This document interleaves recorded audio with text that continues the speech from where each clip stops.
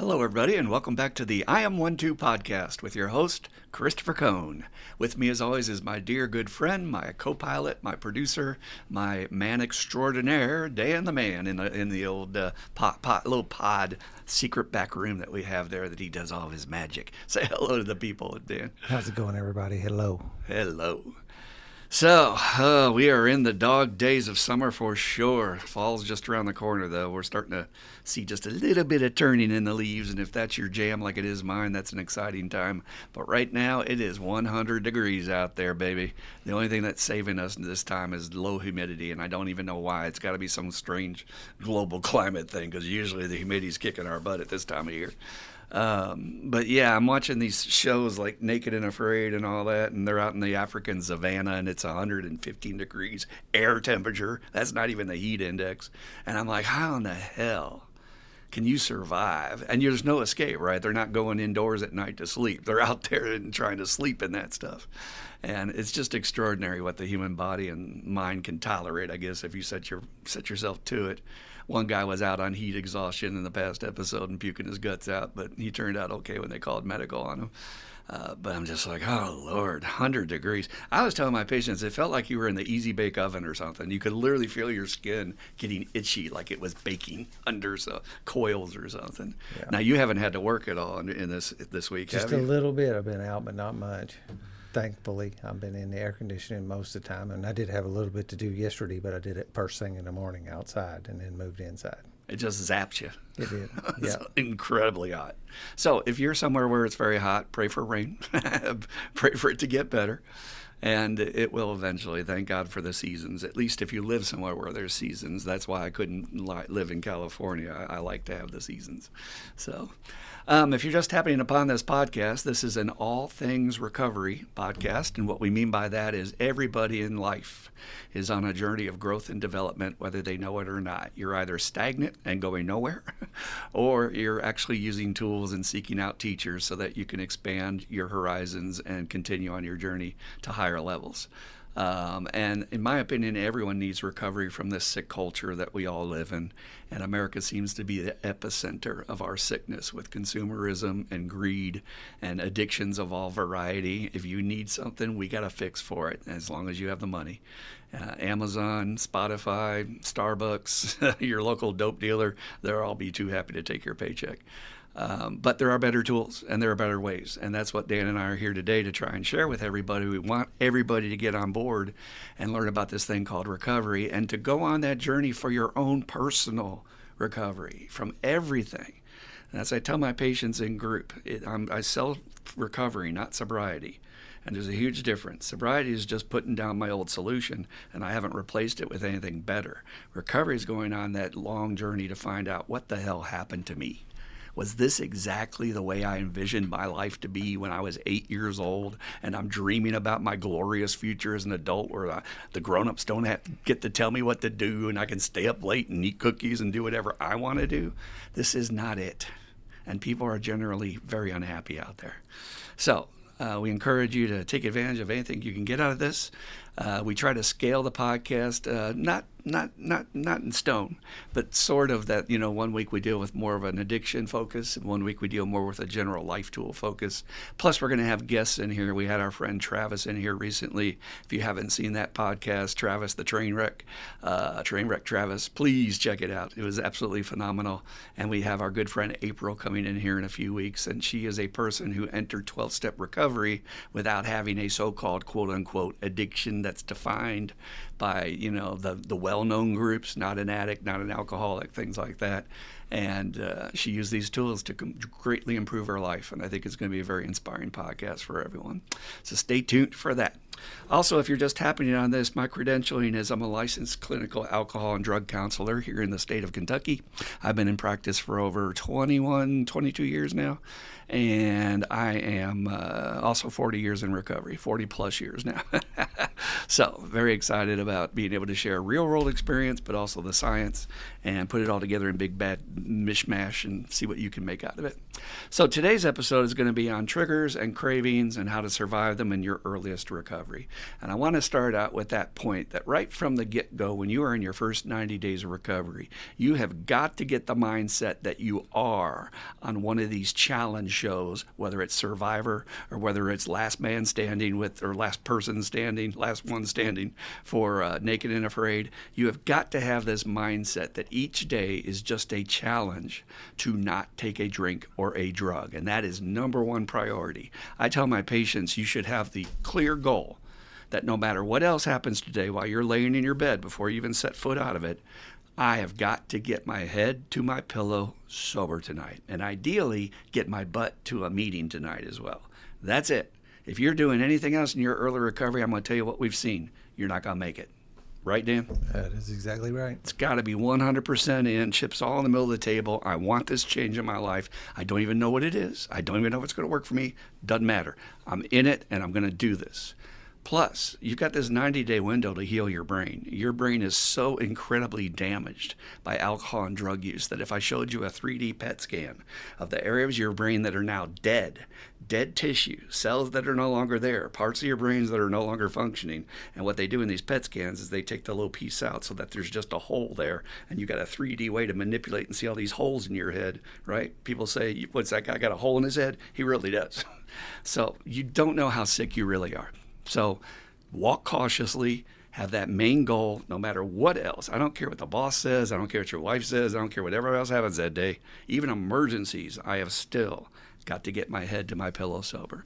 And why is this period so critical, and why does most relapse happen in the first 90 days? That is a fact. Most relapse occurs in the first 90 days because you're in the process of remapping all your neural circuits that are geared towards using.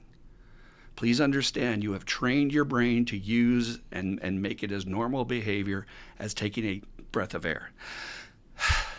Literally, okay? It's on automatic pilot. It's the same as if you have an itch and you go to scratch it and you're like, oh, I'm trying not to scratch. Too late, you already scratched it. And I've tried to break down for my patients the speed of a neural circuit and how it transmits to a neural circuit. The statistic is 0.00034 of a second or something, of a millisecond even. It's so fast. There's no way a human being can get ahead of it. So that's why I said tread lightly, go cautiously. You've got to be aware of all the places and all the people around you because they are going to trigger you. That's to be expected in early sobriety, okay? So the goal is I'm going to avoid all temptations today, whatever I can do. Now, here's the problem. My patients do this crazy thing called testing themselves. Yes, they do. They do things like, I wasn't going to drink, but they told me to go out to the bar, so I want to see my friends, and I figured seeing them would make me feel good, like I wouldn't want to drink if I saw what it was doing to them, or I agreed to be the designated driver, and I thought that was good, give back. And I'm like, dude, whoa. First of all, we talked in another podcast about the phenomenon of craving and how it takes 5 to 10 days to put it in this little cage. And this cage is fragile, man. These bars are not strong yet. Not like my bars. I got 40 years of bars, and that son of a bitch ain't getting out. So you got this wild beast. If you want to think about what's that spinning creature in the Bugs Bunny card? Tasmanian devil. That's it. The Tasmanian devil. We got him barely in the cage, and he's beating hard to get out. And here's what you're going to do. You're going to go to an old place with an old friend and wave a stake in front of this thing and say, you can't have it. Look, you can't have it. That's idiotic. Anybody that had a wild beast in their cage and the cage is not secure and they're tempting the beast, would you not look at them and say they're foolish? But this is what we do, okay? So we have got to avoid all old places and old people that we used to hang out with, that we used to use with. That is number one priority. And when we jokingly say we don't mean geriatrics when we say old people, these are the people, your people, places, and playthings that you used to hang out with and do your stuff with. Why? Because as you go to these corners of your mind with that person, you have a neuron for that person. You have a memory marker that's saying, oh, I remember Dave. So that when you see Dave, it's like, I recognize his face. I know who Dave is. That memory is associated with Dave at the bar. And the bar is associated with drinking and playing pool. And all those neural circuits are going to light up like Christmas. They're going to fire all at the same time. And before you can get ahead of it, you're going to come in a group panicking that you want to use that day. How's your levels of wanting to use? 10. Or what my patients always say, off the graph. And I'm like, whoa, dude, just give me a number 1 to 10. You don't have to say off the graph. Somebody said that today again, and I was just like, oh my God, got to be unique, right? I'm serious as a heart attack. You've got to stay away from all old people and old places. Now, this is tricky, because what if your old person is your former girlfriend? And your former girlfriend is still trying to sleep with you a little bit, and you're in early recovery, and it's very hard to resist. This is why we need a sponsor we can call and say, help me do the right thing here, because I know I'm going to fall into my automatic behavior and I'm going to relapse. And that's not what I want to do. So be very careful. Those 2 top things we know for a fact, people and places, and of course playthings, like if you used to sell dope, or if you used to turn tricks, or whatever your thing was to get an extra high of excitement. You used to rob banks. Yes, that's a lifestyle addiction. Those can also be addictive and fire up your whole neural network, and suddenly you get thirsty and you're off to the dope man's house, okay? So I want to give you some tried and true tips to first follow to just navigate this landscape of how to get through these temptations when they occur. And then I also want to give you the science behind why does our brain fire like this, and what is the number 1 proven methodology. This is scientifically proven. Number 1 methodology to deal with triggers, works better than anything else. Now, the one thing I can tell you ahead of time as a spoiler alert is it's not waiting out the urge.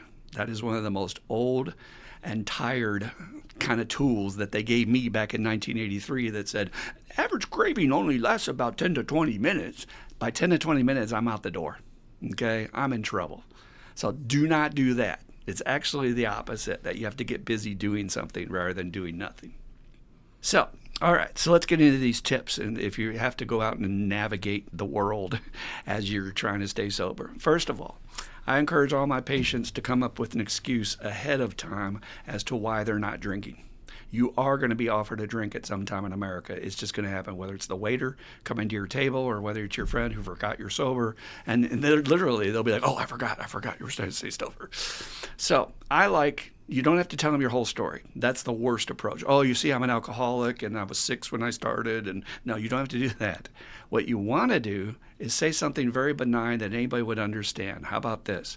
You know what? I'd love to, but I'm on medications right now and I'm not supposed to drink. Well, what do you mean? What medication? Well, actually, antibiotics. I'm just on some antibiotics. My doctor told me to avoid alcohol. No big deal. Yes, you're supposed to avoid alcohol when you're doing antibiotics. There are also a lot of other drugs you're not supposed to use alcohol with, like blood pressure meds and things like that.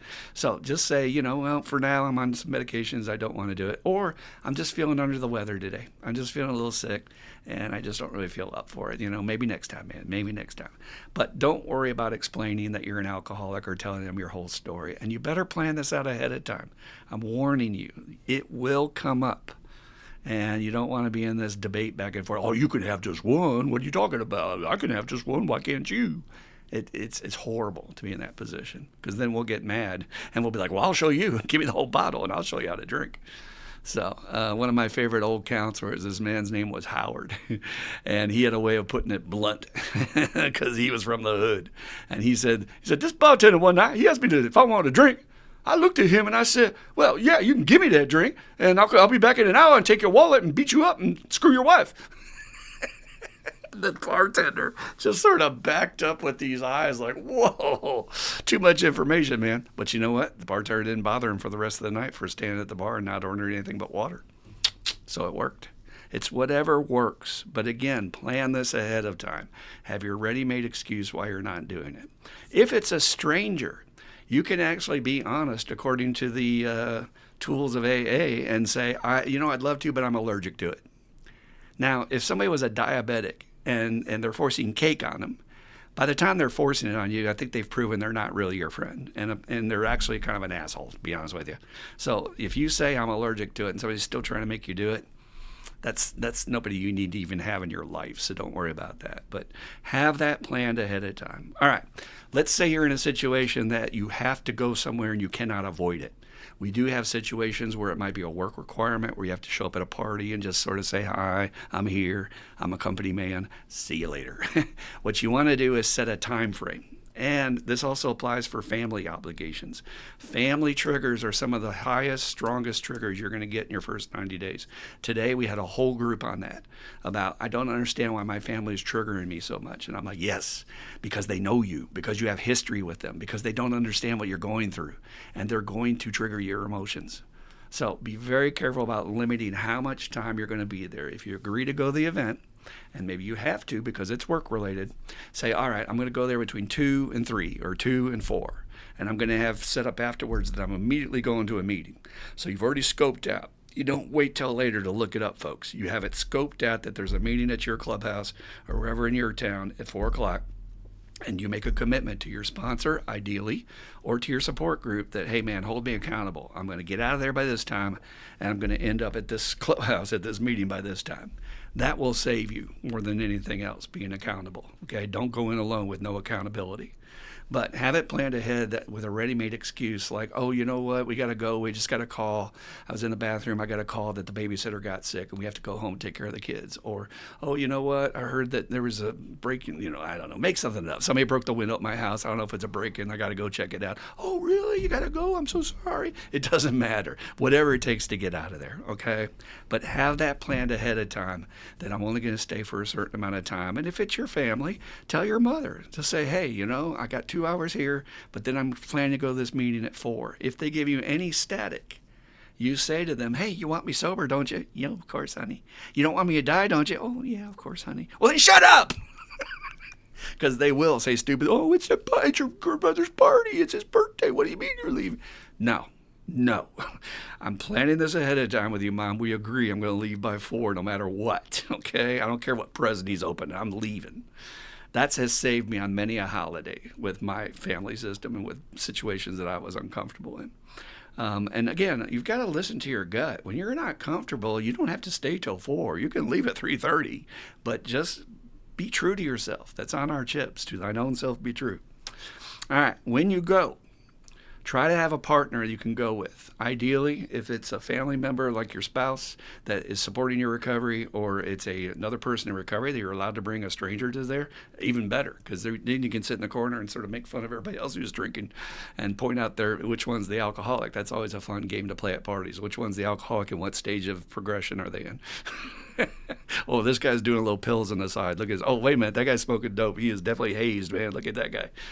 Look, there's no reason we can't have fun in recovery. But when you have that accountability partner, you're going to make an agreement with them before you go in that you're going to have a code word. That at any time things get too hairy for you, don't have to justify it to anybody else. You're going to say your code word to them, and it's just like a safe word with sex. And we're going to stop, and we're going to use our ready-made excuse, and we're going to get the hell out of Dodge, okay? So I like words like you don't use in common language, like Rosebud, from Citizen Kane, or Casablanca, or whatever it is, something you would normally not say in regular conversation. Why are we doing this? Because if you do go with your spouse, and then if you do get in a conversation where you're like, you know what, hon, I'm starting to trigger. Well, why are you triggering me? Why? Why is that bothering you? It's bothering me because I'm in early sobriety. Yeah, but I don't understand. I'm fine. I just want to stay. And suddenly, you guys will be screaming at each other in the middle of a party where there might be children. And that is not a good scene. You have got to agree ahead of time. If I say this word, no discussion till we hit the car. We're out of here. Okay? All right. Second thing, make sure you park. If ideally you can, take your own car. Always have an escape route. That saved me so many times in my early recovery where things went bad, and I had no idea they were going to go bad. I had no idea there was going to be any trigger that night. This is how weird it is in early recovery. Out of nowhere, you can go from 1 minute feeling great about being sober, next minute hating everything in life, including God. And you just want to die. And you're like, I don't understand what happened. I didn't do anything. It's your body. Your body is releasing chemicals. It's detoxing. You're going to have those mood swings we talked about in post-acute withdrawals. So plan ahead. Make sure you take your own car so you have an escape route. And here's a little tip. Don't park where everybody else parks. You will get blocked in. It's happened many times that people get there, somebody has parked behind them, and then they can't get out till they find the person with the keys who owns the damn car. And when you're screaming and wanting to crawl out of your skin, that is not a good thing. You got to be able to leave now, immediately. You hear me? So again, plan these things ahead of time. And the number one tool that I think is most important when you're going into any dangerous situation is to have a lifeline back home. And that should ideally be your sponsor, or at least your number one support. You call them ahead of time to let them know you're going in. My good friend Scott Lee, who was an Air Force captain, used to report about going on dangerous missions. And he said we would always report about our position before we delivered our payload. And we would always report, systems go, we're heading in. It's all systems go. Are we clear? We're clear. Good, we're going in. And then they would report, did they hang out and circle around and see if they drew enemy fire? Hey, go ahead and shoot at me. I've already blown up your village. No, they got the hell out of there as fast as possible back to home base, and they're radioing headquarters to say, hey, mission successful, we're on our way back. You've got to have this lifeline with your sponsor to be accountable, that you're going to call them ahead of time. I'm going in. This is how I feel about it. And then you call them immediately. You agree at 4 o'clock if you're leaving. I'm going to call you immediately when I get out as I'm heading to my clubhouse. If you follow these tools and you don't do this alone, you will be just fine. You know, as a counselor, what I hear all the time is number one reason why people relapse, they did not contact anybody. They were doing it all by themselves. And I thought I was going to be fine. And I had no intentions to take a drink. And then they're crying because they got to go back to detox. Nobody wants to go back to inpatient, guys. Trust me on that. So you better be smart. You better plan ahead and do not be lazy about this, right? We do not plan to fail. We fail to plan. Always be prepared. Boy Scout motto. You better freaking get your crap together and plan ahead of time what you're going to do in an exact situation, and then stick to the plan, okay? If you do that, you'll be all right. All right, last thing I want you to do, that will be the best thing to make the monsters go away at the end. I want you to pre-plan your reward for what's waiting for you after the meeting at home. And I don't care if that reward is a big cheese pizza. I don't care if that reward is great ice cream in the freezer. But make it exotic. To get something that you normally would not get, you know. Maybe a full cake. I really don't care. Gaining weight in early recovery is not important. We are trying to save your life, okay? So I want you to pre-plan that and have it at home already. I don't want you stopping at the grocery store on the way because you might pick up a bottle of liquor at the grocery store. I'm serious about this. I'm going to leave the place. I'm going to call my sponsor. I'm going to go to my meeting. And then I got this reward waiting for me that I can't wait to get home because I want to eat that ice cream and watch the ball game that I got on DVR, okay? Or the movie that I rented, okay? And then you don't feel gypped. That is another big cause of relapse for people in early sobriety, is everybody else is drinking. Everybody else is having a good time. What about me? I'm not having any fun. Yeah, that's huge. Self-pity, huge, huge, huge, huge. I got to create my own fun. So have a pre-planned reward at the end of the line so that when you get home and you get your little jammies on, put your slippers on, you're laying back in your chair, like, ooh, I got my stuff. You'll feel good. You'll feel fine. You will not miss the alcohol and drugs after that. All right, so let's move forward. There is a science to these triggers, okay? And we've studied these for years upon years upon years upon years upon years. And I'm old enough in this field that when I was going to trainings back in 2003, people were talking still about this. Well, just wait them out and, you know, do this and that. But they've drilled down and they've actually discovered the methodology that works the best, okay? So the number one tool we want to do that's overall the specific methodology is this tool of distraction. The brain is easily distracted if the distraction is strong enough, okay? So what are we talking about? We're talking about if you have a kitten and that kitten is over in the corner playing and doesn't even know you're in the room. If you've got some little crinkle paper and you go, that cat will stop and then look at you and fixate. And they will fixate.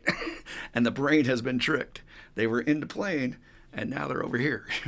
And that's what we want to do with your brain. I used to say to my patients all the time, if I were to say something that really pissed you off in this group, and if when you leave here you've already determined you're heading to your dope man's house to get something, to get a little peace, and if by chance you get to the end of the parking lot and you're looking at Browns Lane and there's a 4-car pileup where people's bodies are ejected from the cars, people died, there's blood in the streets, guess what's going to happen to your brain at that moment? You want to know what's going to happen? You're going to completely forget about going to the dope man's house for just a second. Because you're going to be like, holy, what? That's what we're looking for. And there's a way to do that. I'm going to give you in just a little bit. But we want to distract the brain off this obsession. Last thing you want to do is keep it to yourself. Walk your room back and forth. I'm going to do it. I'm not going to do it. I really want to do it. I shouldn't do it, man. I never won that battle. If you did, my hat is off to you. But I never once. I may have deferred it and kept the craving off for an hour or maybe later that day or maybe tomorrow. But it still got me. I still ended up getting drunk or high. So do not keep it to yourself, and do not just sit there and bite your fingernails and rock on your bed and do all that other stuff people do. It doesn't work, okay? We gotta trick the brain. We gotta give it a distraction. All right, so number one, I just want to start with this before I give the methodology. Bring someone else on board with what you're going through, please.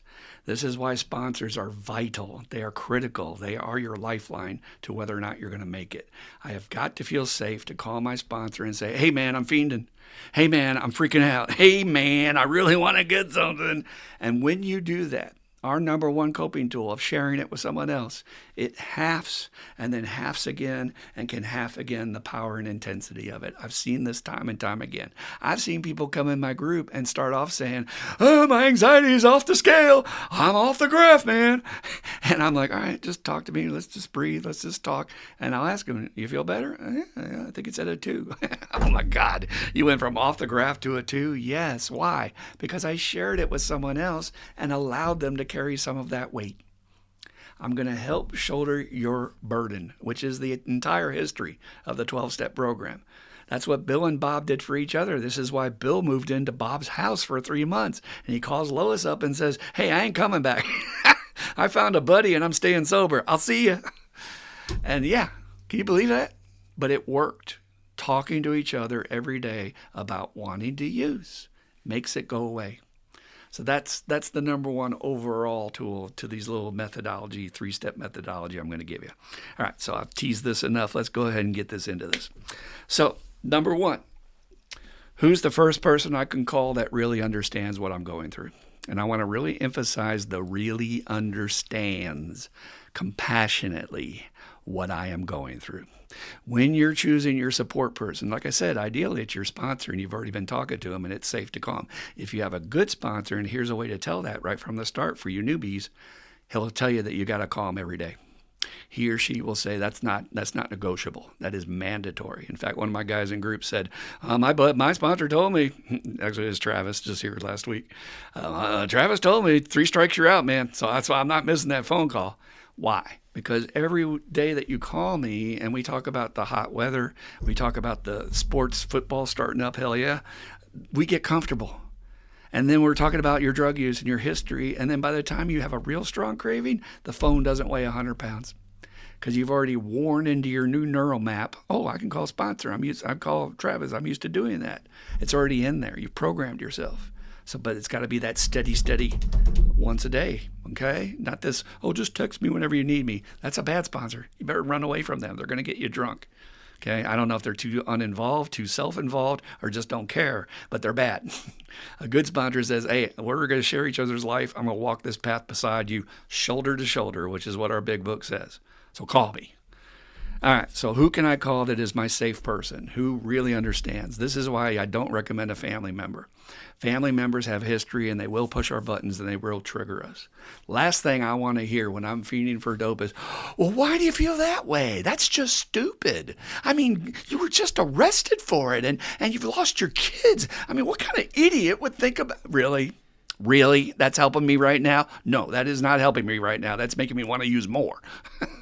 So do not, I'm going to repeat, do not call someone who's not an addict or an alcoholic. That's just number one rule. They won't get it. They have not walked in your shoes. They do not understand powerlessness. I don't care what happens. To the day I die and hundreds of years from now, I don't think the earth people will ever truly understand powerlessness unless they've experienced it for themselves in some way, with some substance or something in their life that they absolutely could not say no to. What's the old phrase? Oh, you're telling an addict not to breathe when you're telling them not to use. Well, just don't do it. Thanks. That really is not helpful. So again, who's my safe person that will say, oh, baby, it's all right. Come over here. I got you. Come to my house. We'll watch movies. I'll help you out. We'll meet at a restaurant, whatever. And they'll help you and distract it. So that's number one, to distract it. Who's my safe person? I get on the phone immediately. Number two, where is a safe space I can go to for a change of scenery? Remember when I said earlier, walking the floor is very dangerous and staying in your room and doing that on your bed and not going anywhere? We have found that change of locale helps to distract the brain, because the brain's like, where are we going? Are we going to Dope Man's house? Are we going here? And it will pay attention. It'll start to let go of that obsession. I'm on the phone. I'm talking to my sponsor. I'm getting in the car. I'm being accountable. I don't know if you're not on the phone with somebody. Be careful. You might drive to the liquor store or the Dope Man's house. But I've already planned out and found a space that in my recovery feels safe. What is that? Well, for me, it was a local park. There was a park I used to travel to all the time, and I would take a loaf of bread and feed the ducks and the geese and the squirrels and whatever else wanted bread. And felt like I was freaking St. Francis trying to help the animals. Here you go. But it was peaceful. And I'd already established that that was a place where I could retire, get a change of scenery, and be safe and breathe. When I was working with the soldiers for a year in the PTSD group, they would always talk about having a trailer in the woods somewhere or a cabin that they could just bug out and go. And that was vital for them. In PTSD, you definitely need to go to your safe space to be able to ground yourself, okay, if you can drive. And sometimes during an attack, you can't. But that's what we want to do. I got my sponsor on my phone. I'm changing scenery. I'm going to my safe space. I don't care if your safe space is a local coffee shop. That can be fine. If that's where you've been to several times, meet with your sponsor. You've already got good energy there. So great. Let's go there, and your sponsor can show up and support you.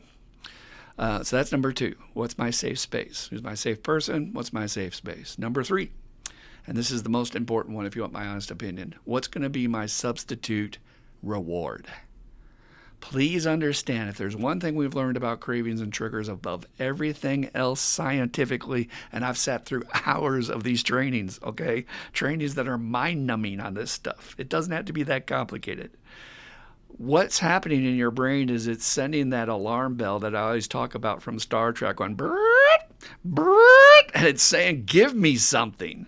And what do my patients do? Oh, I drink water. I just had some water. That's not going to do it. Your brain is saying a 4-alarm fire. We need response. We need a treat, because this is what you've always given us. And if you don't give it to me, I'm going to make you hurt. I'm going to put your arm behind your back, and I'm going to pin you down like a samurai and say, give me it. And you know what's going to happen? You're going to give in and go to the Dope Man's house while you're drinking your water.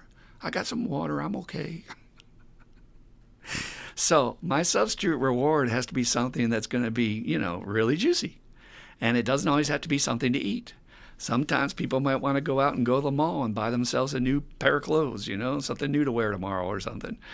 Maybe your thing is to go look at some cars and go to the classic car shop in your town, or go look at Harley Davidson motorcycles. Or maybe your thing is to, like Dan, go retire in the woods and go hunting for a little bit if you have that ability at your fingertips. But the easiest one is just give yourself something that's going to be a little bit of a sugar fix, a little bit of a fatty fix, a little bit of bad food fix. Because why? Because you're going to get that dopamine release. It's going to give you a similar dopamine release to what you would get. Not as intense, obviously, but it's similar. So at least your brain will be like, all right, I'm getting something. And it will ease up on you. This is the one area I find my patients undervalue the most, and they don't plan enough. And I have to literally drill down with them in group and say, come on now, where are you going? What do you like? Oh, Dairy Queen? Okay, great. You like Blizzards? Okay, great. Which one? What are we getting? Oh, I like the cheese. Okay, great. Cheesecake, Blizzard. I have a patient who swears that got her sober. I have a sponsee that swears that Heine Brothers, a coffee shop here in Louisville, the frozen coffee drinks got him sober. He worked for himself, and every time he was having a bad afternoon, he would go out and get one of those, and he got zoomed up, and they are extremely caffeinated. And plus, he was smoking at the time, too. But again, that doesn't matter. You don't sleep well tonight? You stayed sober, didn't you? That's the third most important distraction, is what's going to be my little bit of juice to get my brain off my back. So I'm talking to my sponsor. I'm going to my safe place. I got my little treat. And if you do those three things, what will you notice? The beast levels off. It's the Tasmanian devil stops spinning so furiously, and the cage settles down. I've seen this time and time again where people work these things, okay? But again, what's the number one coping tool? Share it with somebody else so that you're not carrying the load all by yourself. It's miserable to carry it by yourself, and you're not strong enough right now. Okay? Remember those bars, they're ready to break. So please, please, please, please do not do this alone. The main thing I want to end on to talk about the triggers and cravings is that they're absolutely normal. This is part of early recovery, and this is another burden I find that my patients put on themselves. I feel bad because I wanted to use. I'm like, oh, wait a minute, let me ask you a question. Do alcoholics drink? Yeah. Then why are you feeling bad? I don't know, I'm not supposed to do it. No, that's your mom's message. That's the church's message. That's society's message. What does the medical field tell us? Yes, you're supposed to want to use. You're an addict. And yes, guess what? I'm 40 years recovered. I don't want it. I don't think about it. But sometimes I fantasize a little bit because I'm an addict. And when it happens, I've gotten to a place of acceptance, which is the key tool in recovery when it comes to what I am. Step one. I laugh at it. I laugh at, oh yeah, of course, I'm an addict. Of course I had a dream. I had a using dream the other night that was weird as hell. I didn't get to use. And there's this progression that happens with people's using dreams where it goes from, I was there at the party and I got high and it freaked me out. When I woke up, I thought I lost my sobriety. And then I was at the party and I was trying to get to it, but the minute I got it and I almost got it in my mouth, I woke up. And then I was at the party and I was trying to get to it, but I couldn't get to it. And then people were in my way and then they woke up. Well, I had a dream the other day that I was just sitting in a treatment center waiting room, and one of my sponsees, LJ, was there going, hey, man, you really need to go in. And I was like, I didn't even get the high. What the hell? That was not fair. But it's normal, and you got to learn to laugh about that. We're different than other people. You're going to have cravings and triggers. It's the number one side effect of early recovery, number one detox symptom, okay? So do not beat up on yourself, because the more you fall into that guilt and shame, the more your disease is going to use that against you and convince you feel so crappy, you need something to fix it. You got me? And by the way, please go to meetings where you can hear stories about other people craving. Nothing is better than that feeling of, oh, you too? Oh, I'm not alone? There's not something wrong with me that I know I shouldn't do this because I might lose my kids, but I really want to do this? No, there's nothing wrong with you. Absolutely zero wrong with you. Which is why I said again, you better be talking to other addicts and alcoholics, because the society thinks there's something wrong with us. And I'm sorry to tell them, and I'll fight them on this to the day I die. God made me this way, and I'm going to be the way God made me, and you know what? I'm okay with it. And that got me sober, was accepting my flaws, accepting my fatal flaw of having this disease. So I hope that was helpful. Again, it's a very deep topic. There's other tips and tools. If you guys find something that really works for you, please send them to us. We'd love to share that in a future podcast. I mean, like I say, there's a bazillion, but I'm trying to refine them down for the time limit of this podcast. But we take all your comments and your questions at IAM12, the word recovery, at gmail.com. Again, that's IAM12, the word recovery, at gmail.com. And, if you found something that really works for you, share it. We'd love to hear about it. Later in the portion of this program, we're going to have questions, so bring your questions in here about anything having to do with anything. We will literally give you free suggestions, experience, strength, and hope about any life problem you're having. And we're not getting enough letters these days. I don't know what's up out there, but if you're listening, and maybe you're one of our subscribers, please do us the service work to send us, I was wondering, or I had a sponsee that was wondering. Send us your questions, please. We would love to hear from you. All right, well, now's a portion of the program I'd like to bring our friend Dan in here about his personal experience going through these cravings. And Lordy, I mean, they are fierce. It is the hardest part, and it's why everybody recovers in their first 90 days, right? Yeah, it is. It's everybody relapses. Relapses, yeah. You slip up in there. There's a guy once that told me that I had an unfair advantage when I was getting sober, and he was talking about me being on home incarceration for that first 9 months of my sobriety, and I do realize what a blessing that actually was, because it took all that. Took all those distractions of the Super Bowl party, the bachelor party, just all these things that took them right off of my plate. So it removed that part, but it certainly didn't remove the cravings. It just helped me to do the stay away from the people, places kind of stuff. It did that. The only thing they would let me do basically is work and participate in my recovery. So I would, using those tools, I mean, you really had to get you really have to get over yourself and call somebody. Call your sponsor. Your sponsor don't answer. Call your next guy. Call your next guy. Call your next guy. If you go down a list of 4 or 5 guys, by the time you make all those phone calls, it'll be gone. You won't even have to talk to somebody. I love our Marco Polo. I love that tool for the simple fact that it's not. One guy poloed me this morning, and he said something, and he was venting, and he said, I don't even know how this thing works. He says, there's not even a live person on the other side of it, and I still feel better. He talked himself off the cliff. There is a live person. I said, what I told him, I said, there's a live person over here, dude. Well, what are you saying? What are you saying about me? But it allows people to get that completely off their shoulders, and because most of the time it's not really needing any feedback. It's and the cravings thing can be the same thing. And it also has a little bit of a distance thing, because you aren't sitting there telling on yourself directly, because whatever it is, the addict inside of us doesn't like to say, I'm craving, I'm flipping out, I'm wanting to use real bad. Even when guys are in early recovery sometimes call me and they will tell me that they're not thinking about that, my first thing is, you got to be kidding me. You're going through that and you're 30 days sober and you don't want to use baloney.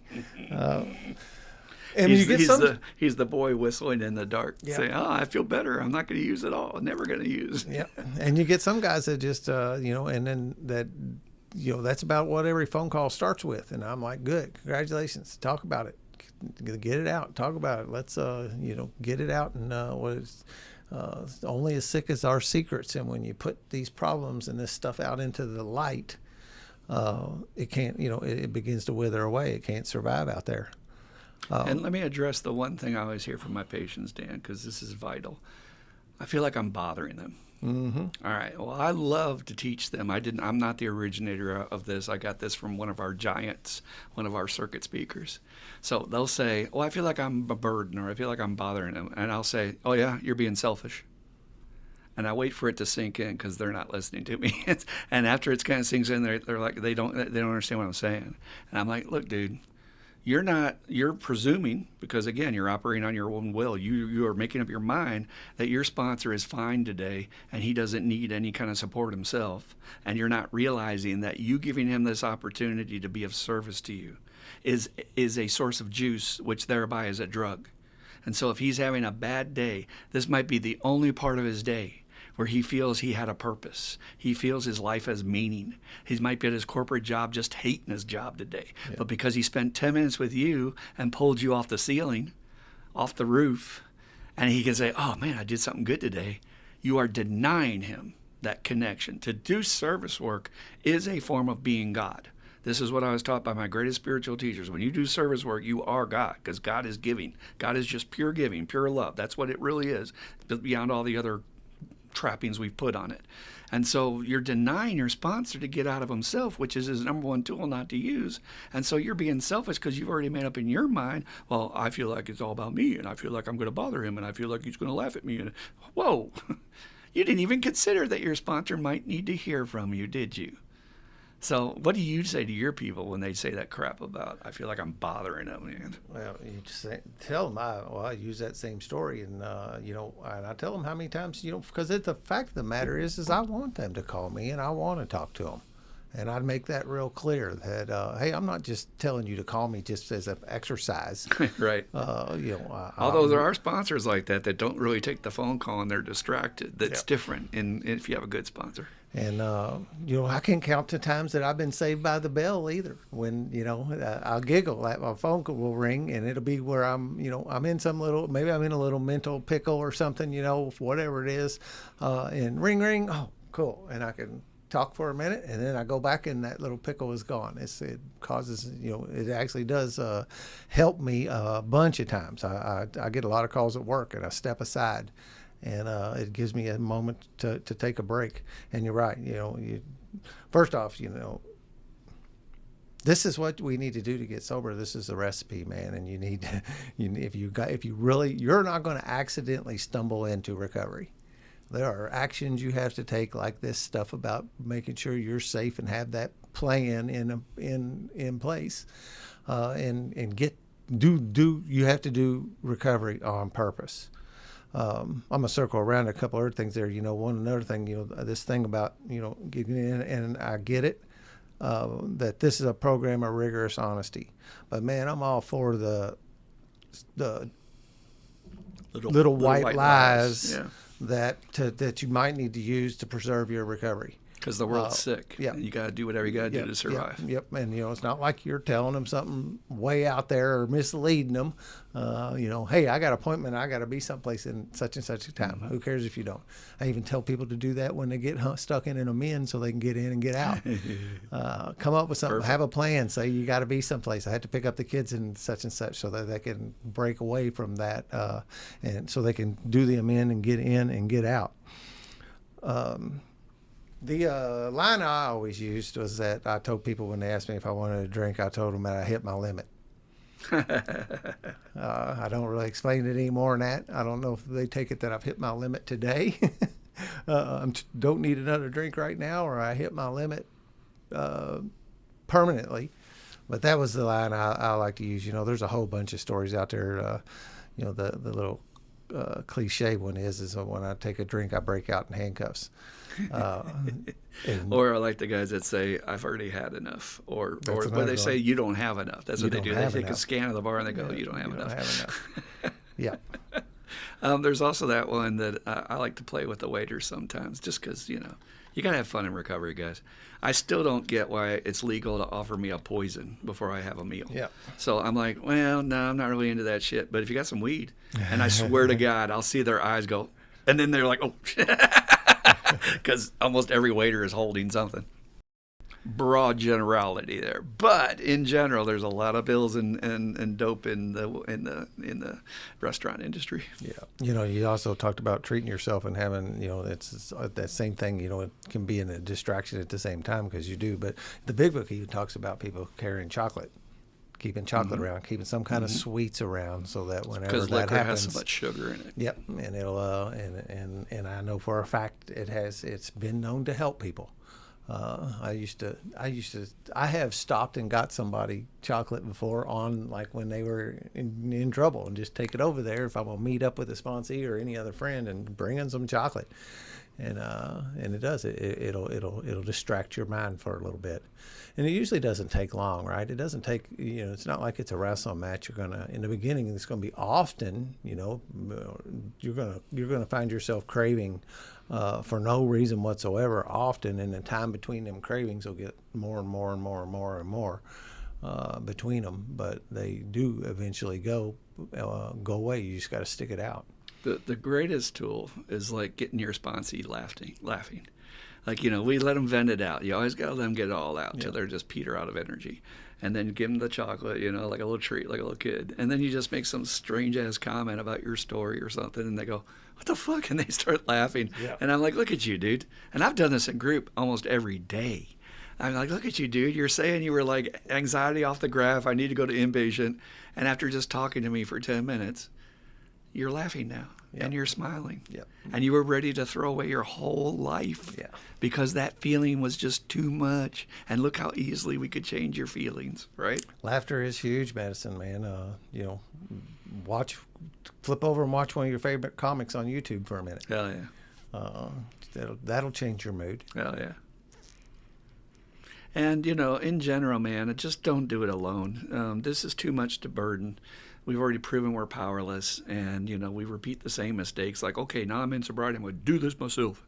It's no, man, no, none of us could do that. Yeah. That's the other thing about feeling so different. You come in these meetings, and people are like, well, y'all don't understand. I'm a real hardcore addict. And I'm just like, yeah.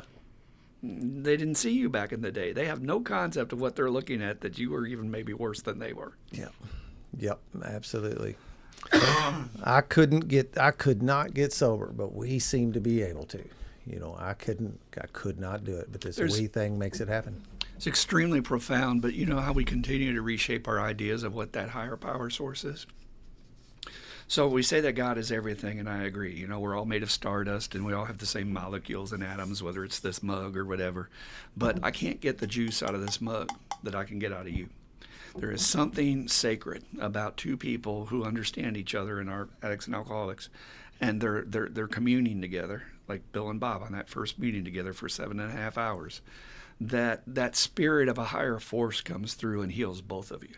right? And I've seen this in groups so many times. The opposite of that is when I'm using, I'm isolated and I'm lonely and I'm on my own and I'm prey for the disease. But when I access that power through another person, this happened to me in group the other day. Yes, counselors have days where they go in and they go, I don't know what the fuck to talk about today. And I'm tapped out, man. I am tapped out on recovery. Help me out. And thank God we have a meditation period to start group. Then we do our readings. So we have a little bit of time to get things together. But I invoked a topic and the patients picked up on it. Not always happens, but they did. And they're like juicing and they're sharing heavy shit. And now we're laughing and now we're crying and now people talk real serious shit. And I was like, holy fuck, they are changing me. These newbies are changing the 40-year-old. Yes, that's the way it works. That's why I got to have newcomers in my life. So please, if you're in a funk, it's because you're not accessing this flow that's available from the universe through another person. I cannot get that from this. A solid object cannot give me that, but a person, a live living soul, can transmit that energy. And I mean, you and I do it all the time. I mean, we get almost like, I don't want to say it, like, I love it, but I call it like polo chains going on, right? Where we're back and forth with each other. It's like, oh, I gotta say this about this. I gotta say this about this. And I get high off that. I get high just seeing a little polo globe in my fucking screen. Say, oh, there's a polo waiting. Awesome. Yep. There's your dopamine right there. Yep. I do too, man. Awesome. It's like ping pong polo.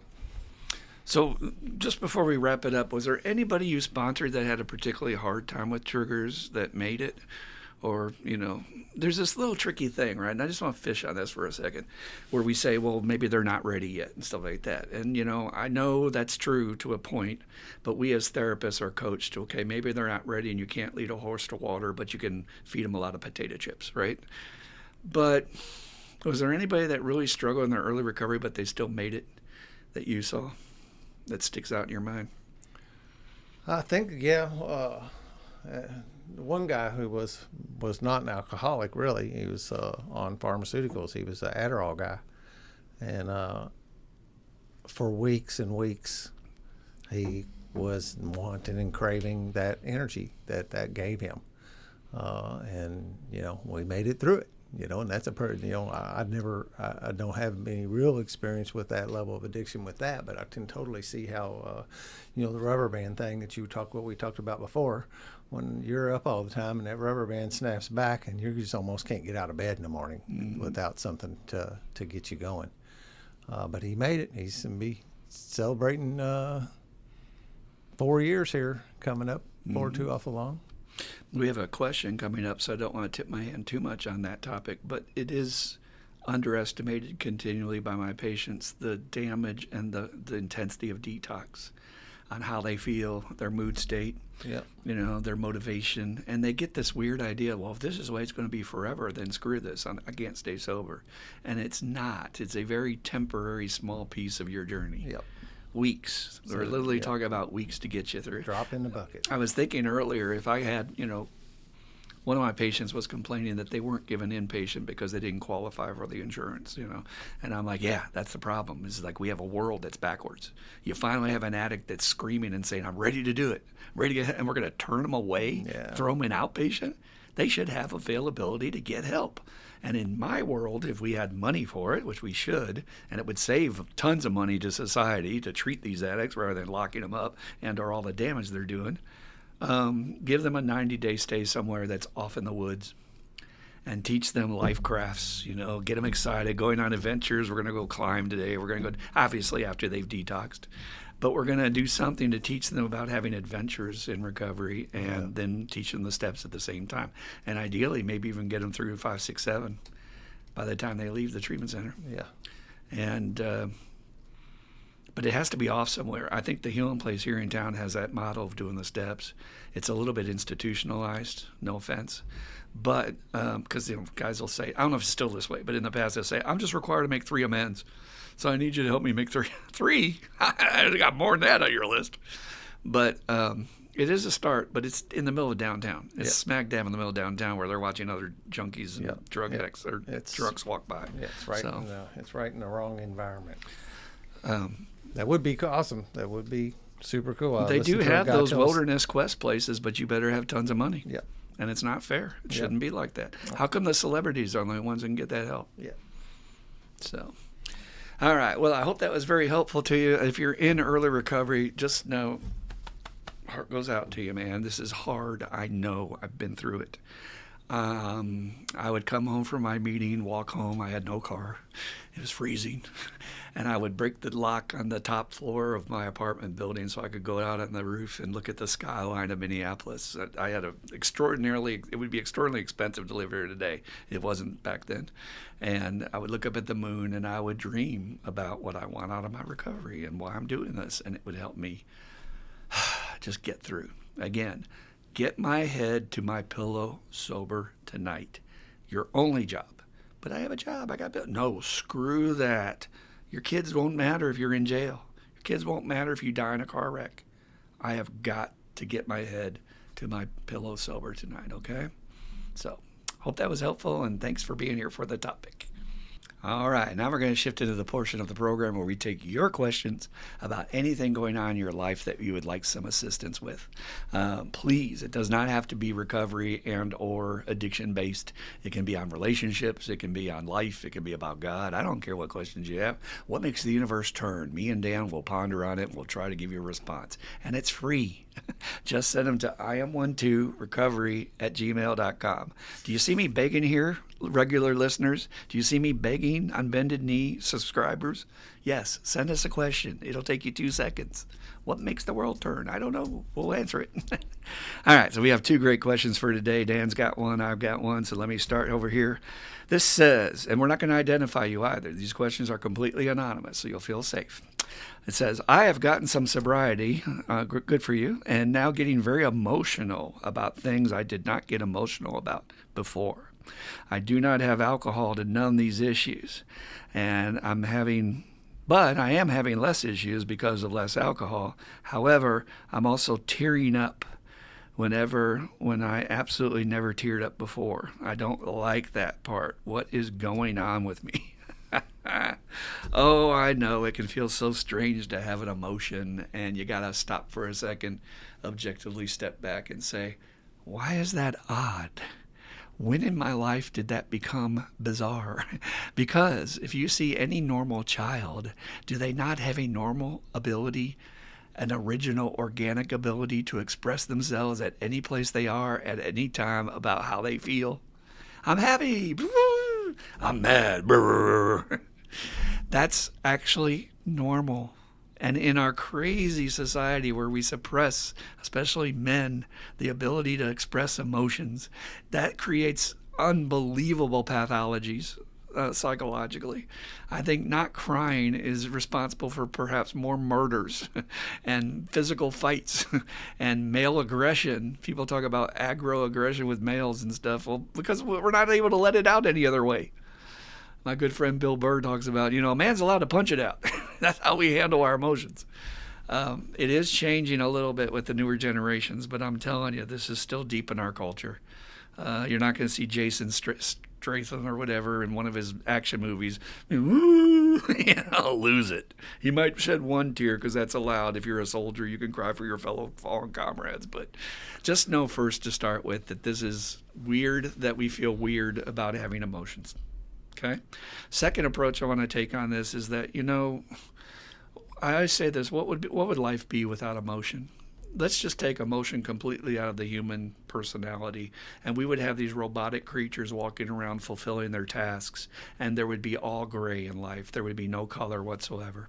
So literally, we'd have no art. We would have no movies, no literature, no distractions of recreation, no fun, no laughing. That's just the deal. If you tear up, that's the price for knowing what joy is. And if you get sad, you've got to have that to be able to laugh. And what would life be without that?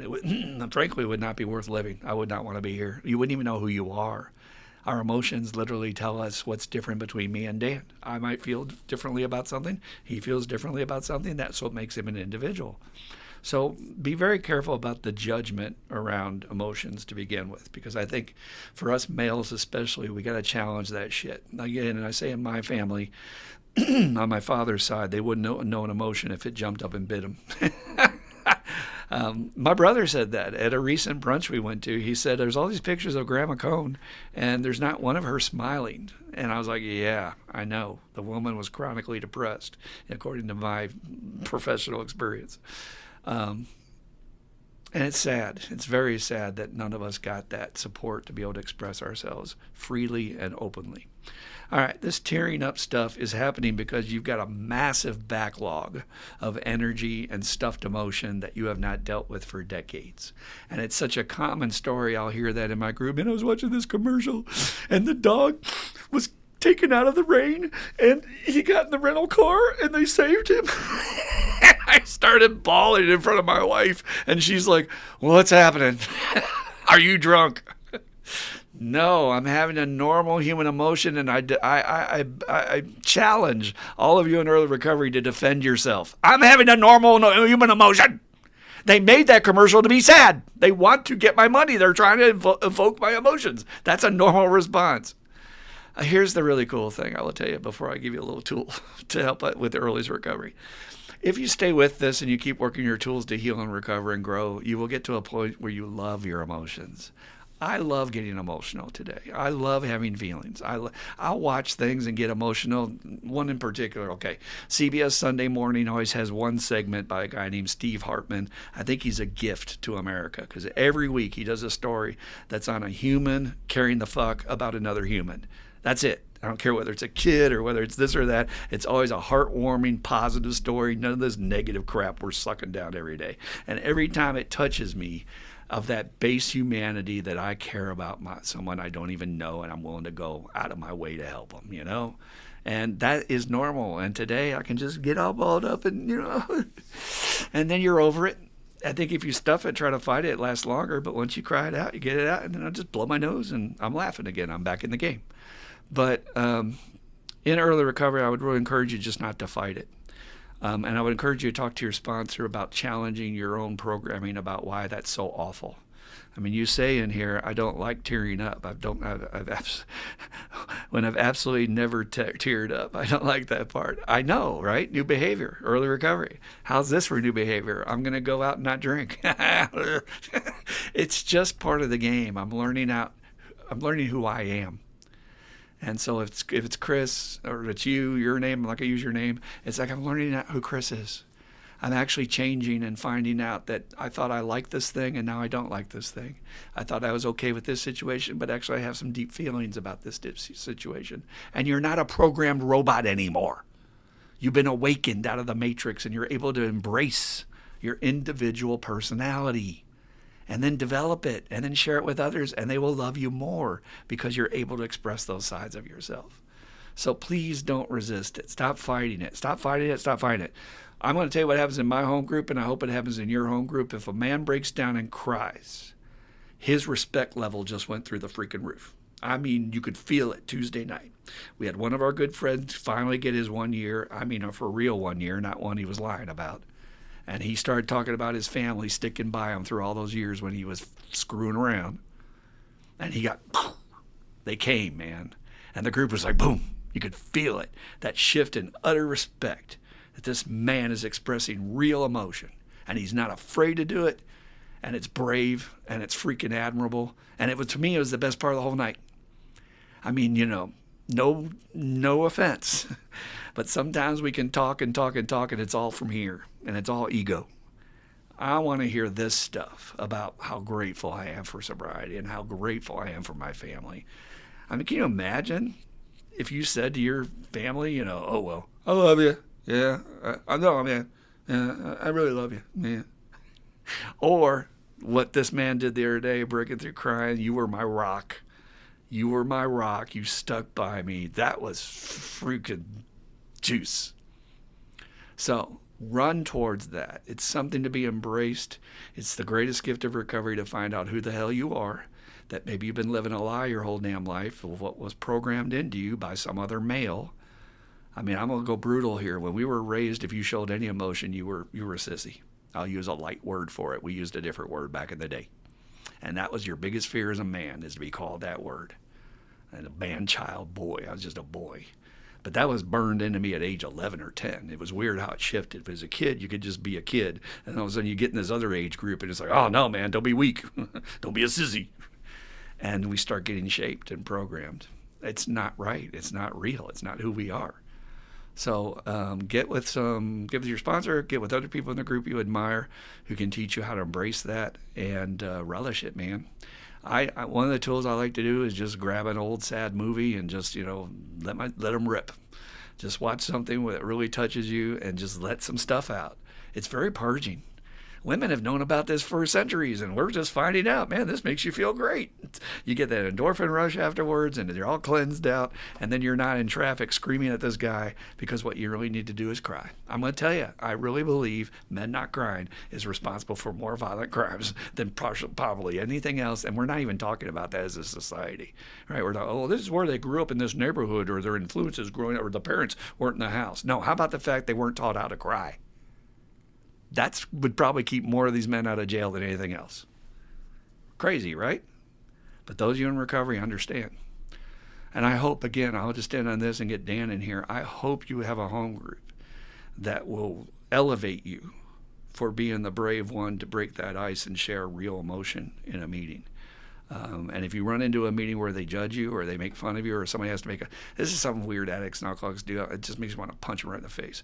They'll stick the sword in when your belly's exposed. Like you expose your true feelings and then they'll make a snide comment. Sarcastic crap. And they're just sticking the knife in because it's an easy hit because your belly's exposed. It's low. It's about as low as you can get in recovery. And if you go to a meeting like that, run from it. Because those people are sick and they've not done their work to heal themselves. They wish they could cry. They wish they could express their emotions, but they just make fun of it.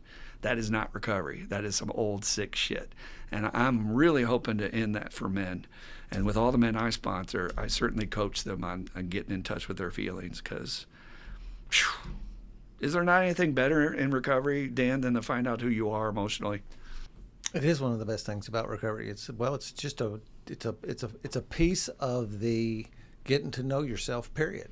It's an element of that.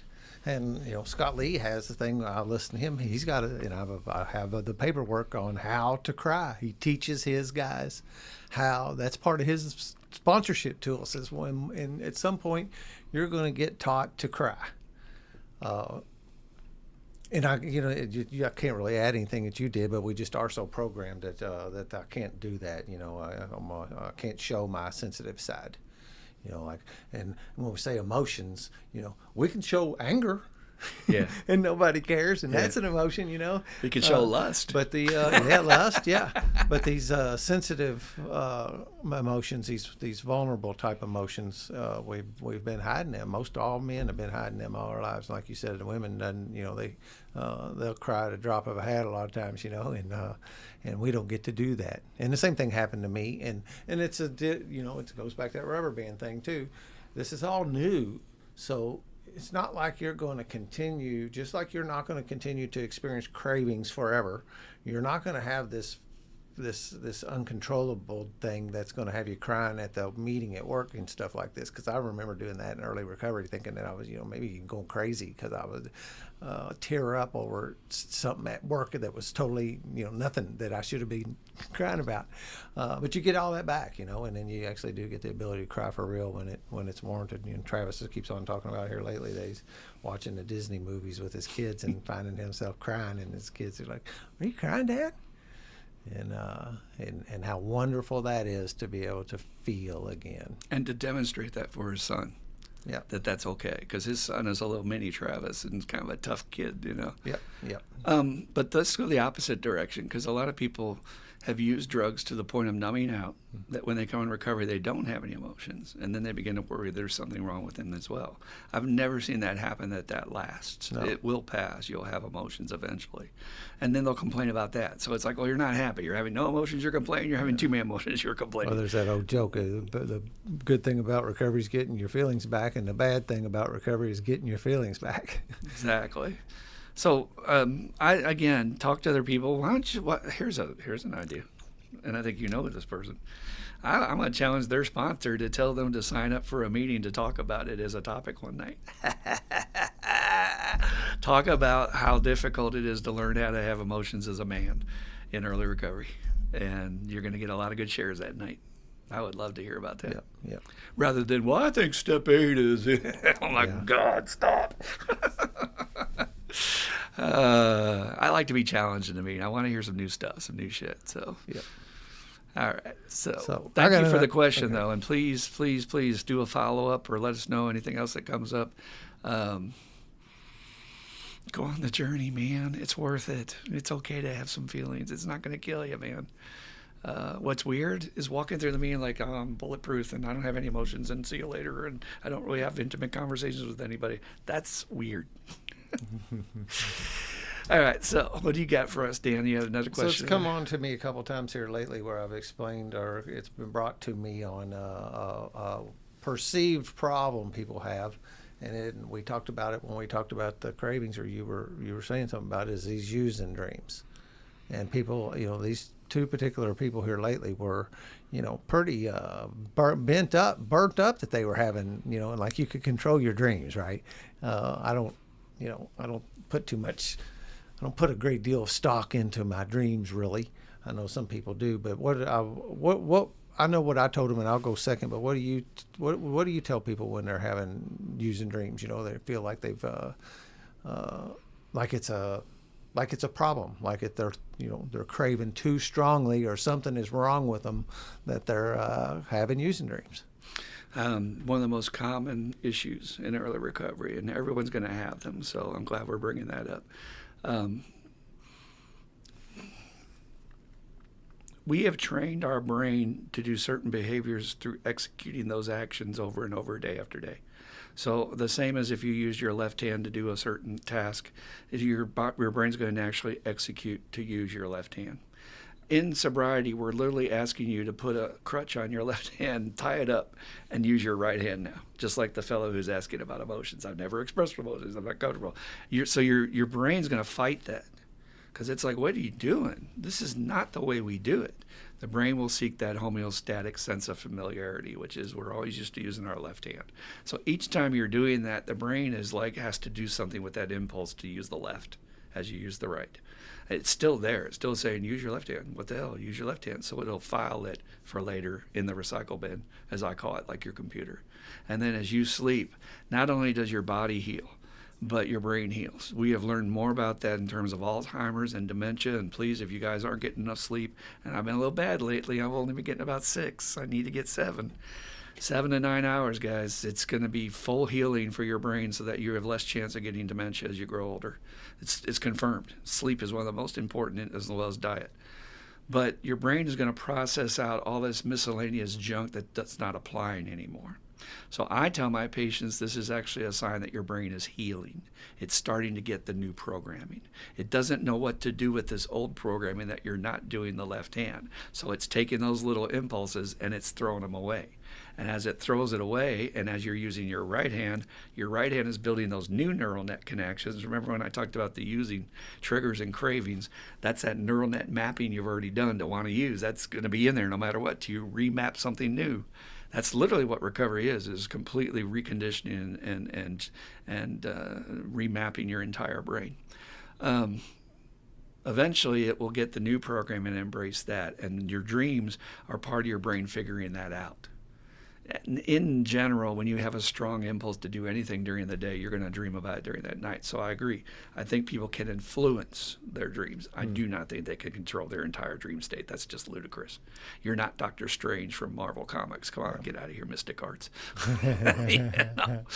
But, if I watch a Walking Dead before I go to bed and I have a dream about zombies, I influence my dreams, right? But first of all, it's not under your control, so stop beating yourself up. You had no power over it. Secondly, it's absolutely normal. Most people, everybody has them, not most people, everybody has them. So it's part of the recovery process. Man up and just accept it's part of the deal. I'm getting better. And the last thing, it is a sign that your brain is processing. Why are we not getting the dope? Why are we not getting the dope? I'm telling him to get the dope. He's not getting off his ass. What are we doing in this meeting? Why are we here? Oh, wait a minute. I need to get dope. No, wait a minute. We're in a meeting. Well, who's this person? Who's this pretty girl? And it's literally remapping a whole new programming about the new life. And, just like going to the gym and I'm in physical therapy right now for my shoulder and you're using muscles you ain't used ever, you're going to hurt. It's going to be a little painful, a little challenging. But eventually your brain will click and it will stop having the dreams. Like I said, I haven't had a dream like I talked about just a second ago for years. Not even occurred. Yeah, I can't think of the last time I've had one. And definitely they get really less intense as you go along. Yep. For a while it was, I was having dreams, not that I was using, I was having dreams that I was stealing, that I was getting caught, like breaking in things, and that would be I never, like you said, I never actually got to get high in my dream. That's another thing that seems to be pretty common too. People they don't get to consummate it in their dream. Something happens, or they don't get to enjoy it. Yeah. It's not like you get there and, I'm high, I get to enjoy my dream. I get to pretend like I'm high. And it's a dream, so I can do anything I want. Yeah. It's actually, you're off the hook, brother. You can use all you want to in your dreams. It's a different wrinkle you brought up there that I would call that a flashback. As a professional assessing you, I would say I think you were experiencing flashbacks from the trauma of having that guy take a baseball bat to you. Oh.